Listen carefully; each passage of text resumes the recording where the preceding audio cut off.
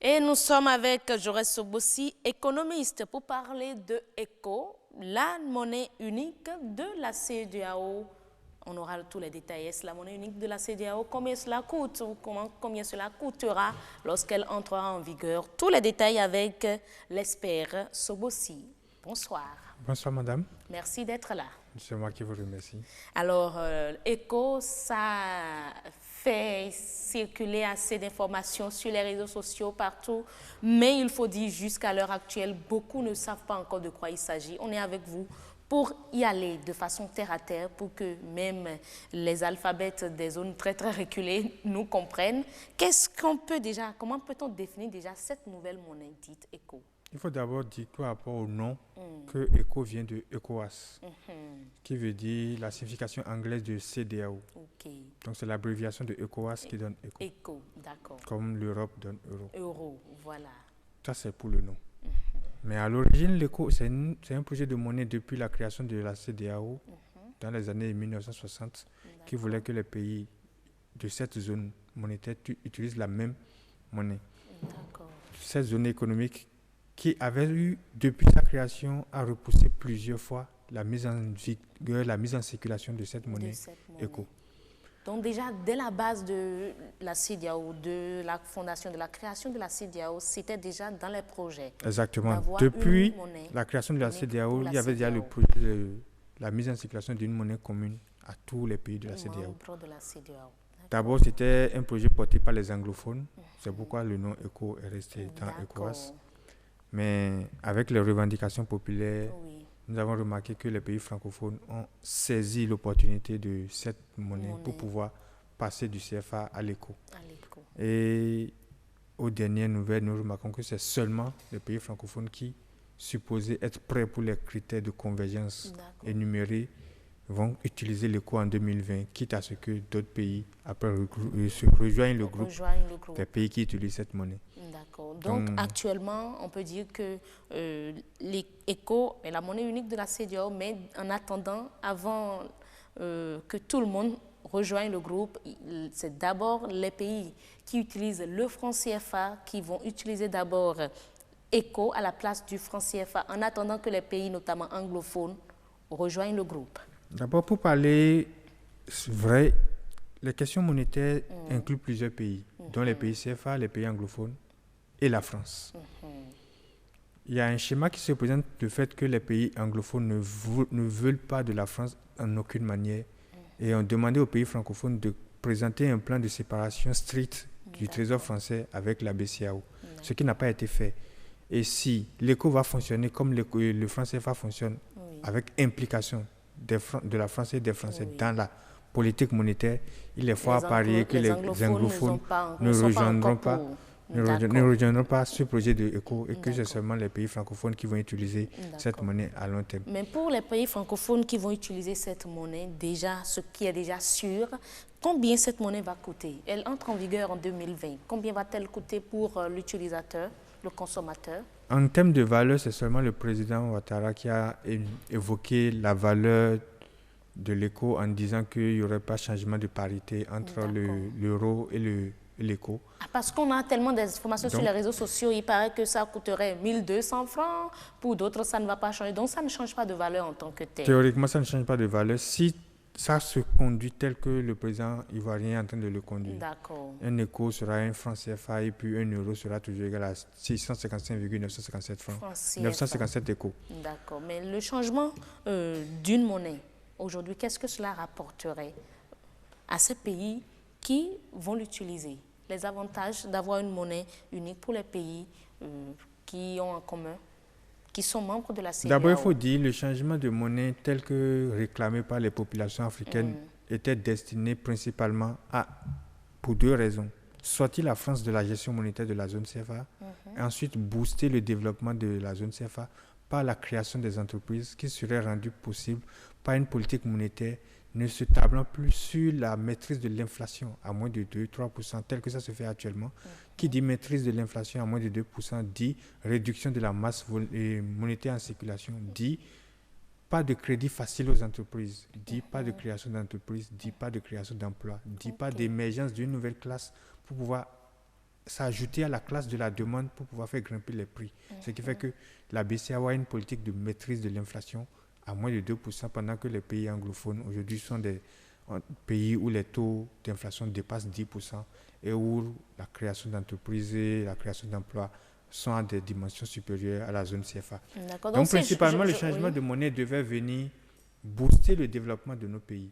Ça dépend de ce que nos dirigeants mettent comme changement dans le changement de monnaie.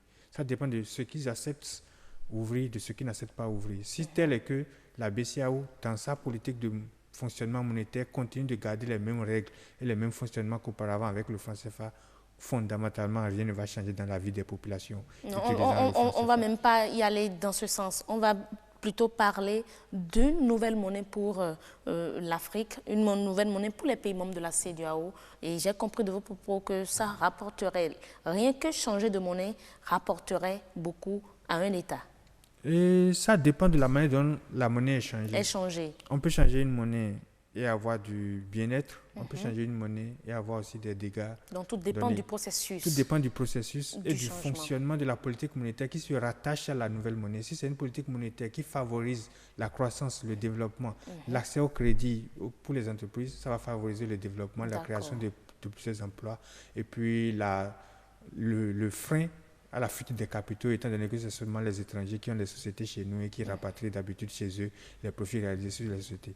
Mais si c'est une monnaie dont la politique monétaire continue de faire de la répression économique, à empêcher les entreprises d'avoir accès au financement, à empêcher les porteurs de projets d'avoir accès au crédit, c'est clair qu'il n'y aura pas d'avantage ni de développement tel que nous souhaitons dans la zone CFA aujourd'hui. Donc ça dépend de la façon dont la monnaie a été changée et de la politique monétaire, du fonctionnement de la Banque centrale qui va être chargée de gérer cette monnaie. Il est déjà clair qu'en voulant que l'éco soit géré par une banque centrale de type fédéral et non de type unitaire tel qu'on aurait souhaité, les décisions de la BCEAO seront des décisions autonomes qui ne vont pas impacter les pays anglophones, si tel est que ces pays anglophones rejoignaient plus tard l'éco, de même que les décisions de la Banque centrale du Nigeria ou bien la Banque centrale du Ghana ne vont pas impacter les zones CFA, c'est-à-dire si le Ghana décide de prendre une politique monétaire qui va favoriser le développement, ça ne concerne pas les pays CFA. Et si la BCEAO décide de prendre une politique monétaire qui va toujours renforcer la pauvreté ou bien maintenir les gens dans la souffrance, ça ne va pas affecter les pays anglophones. Mais je pense que c'est l'une des conditions qui ont permis à ce que les pays anglophones acceptent d'adhérer à l'éco en maintenant une certaine autonomie, une certaine indépendance par rapport à leur prise de décision, par rapport à la gestion monétaire dans leur espace économique et dans leur pays. D'accord. Le Bénin fait partie de ces pays qui utilisent le franc CFA. Pour vous, des techniciens, économistes, qu'est-ce que le Bénin gagne en optant pour la nouvelle monnaie? Que gagne-t-on en optant pour la nouvelle monnaie? De manière pragmatique, si tel est que les pays anglophones joignaient la nouvelle monnaie aujourd'hui, les opérateurs économiques gagnent le fait qu'ils n'ont plus à changer le franc CFA en naira ou bien en C10 avant de se déplacer du Bénin au Nigeria ou bien du Bénin au Ghana. Ça, c'est juste un gain de temps de 5 minutes à la frontière souvent où on utilise ces temps pour pouvoir changer la monnaie. Mais mis à part ça, si on reste dans le schéma qui se développe actuel, où c'est seulement le changement de nom du franc CFA en écho, les billets qui vont certainement changer d'imprès et de maquette, concrètement, rien ne va changer dans la vie des gens et rien ne va rentrer dans nos intérêts pour qu'on puisse espérer que le changement de monnaie va concourir à une amélioration du bien-être chez nous. On n'a pas grand intérêt si c'est seulement le nom et les billets qui vont changer et que le principe de fonctionnement de l'éco soit calqué sur le principe de fonctionnement du franc CFA, il n'y aura pas grand changement, étant donné que les politiques monétaires vont toujours fonctionner telles qu'elles fonctionnent actuellement. Et la BCEAO ne va toujours pas financer le développement des pays, à savoir financer le déficit de nos États. Mais aujourd'hui, le Bénin qui opte pour l'utilisation de l'éco en 2020, le Bénin est-il prêt? Pour utiliser une monnaie, il n'y a pas qu'on est prêt ou qu'on ne soit pas prêt. Le jour où on nous a colonisé, le jour où le général de Gaulle a mis en circulation le franc CFA, il n'a demandé à personne si quelqu'un est prêt ou si quelqu'un n'est pas prêt. Ils ont mis tous les pays ensemble et puis ils se sont mis à utiliser la monnaie le 26 décembre 1945.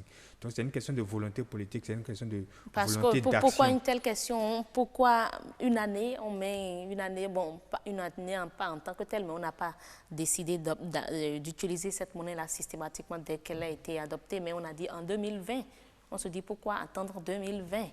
Et aucun pays n'utilise encore l'éco, c'est-à-dire que quoi? Le Bénin, d'abord, n'a pas cette autonomie monétaire de décider de ce qu'elle fera en question monétaire. C'est la zone UEMOA qui prend une décision collective et qui s'applique à tous les pays de la zone, étant donné que les dirigeants ont accordé à la BCEAO une indépendance vis-à-vis d'eux, mais cette BCEAO qui est liée au Trésor français, au gouvernement français. Donc, nous n'avons pas la possibilité de dire nous devons attendre avant de joindre l'ECO ou bien nous joignons l'ECO au démarrage. Ça ne relève pas de notre volonté. Or, la question de la monnaie devait être une question de souveraineté nationale. Ou bien régionale, parce qu'en réalité, nous ne pensons pas qu'il soit judicieux que chacun des pays ait sa monnaie et ait cette souveraineté. Nous souhaitons que ce soit une communauté de pays dans laquelle chacun des pays peut surveiller son prochain, chacun des pays peut s'auto-contrôler. Je crois que si le réalisateur peut revenir sur ces images, voilà un peu sur à quoi va ressembler ECO, quelques images de ECO qu'on voit, voilà un peu sur à quoi cela va ressembler en 2020, certainement. Non, je ne pense pas que ces images soient des images formelles, étant donné que la CEDEAO avait lancé des concours pour pouvoir recueillir des propositions de maquettes et de logos de l'ECO. Les résultats n'ont pas été divulgués et je pense que ces images qui circulent sont des images amateurs. C'est juste des idées d'infographistes et autres. Des graphistes et autres. Ce ne sont pas des images officielles ni formelles. Aucune image n'est encore disponible par rapport à cette monnaie qui va rentrer en circulation. Donc, nous ne pouvons pas encore prendre ces images. Comme des images de ECO. Mais aujourd'hui, pour vous, quelle proposition pouvez-vous faire aujourd'hui aux pays membres de la CEDEAO pour que la nouvelle monnaie soit profitable pour les pays membres de la CEDEAO? La proposition que en tant qu'économiste, en tant qu'analyste de la situation économique de nos pays, en tant que membre de la société civile, parce que je suis président de l'association. On ne va pas vous prendre en tant que membre de la société civile, peut-être pour une autre fois, mais en tant que technicien. Ce qui est plus judicieux, c'est que tous les pays CFA, que ce soit les pays de la CEMAC ou bien les pays de l'UEMOA, les 14 pays, plus les îles Comores, restent ensemble, utilisent une même monnaie pour pouvoir se remettre au niveau des pays anglophones qui nous ont largement dévancés. Donc, ce que nous proposons, c'est une scission de la gestion monétaire de la BCEAO et de la BEAC de la France, que ces pays-là se réapproprient leur monnaie, gèrent leur monnaie avant que, si on va penser à rejoindre les anglophones dans une question de gestion monétaire, on le fasse ou pas. Mais bon, c'est un processus qui va en contradiction avec la volonté de plusieurs chefs d'État.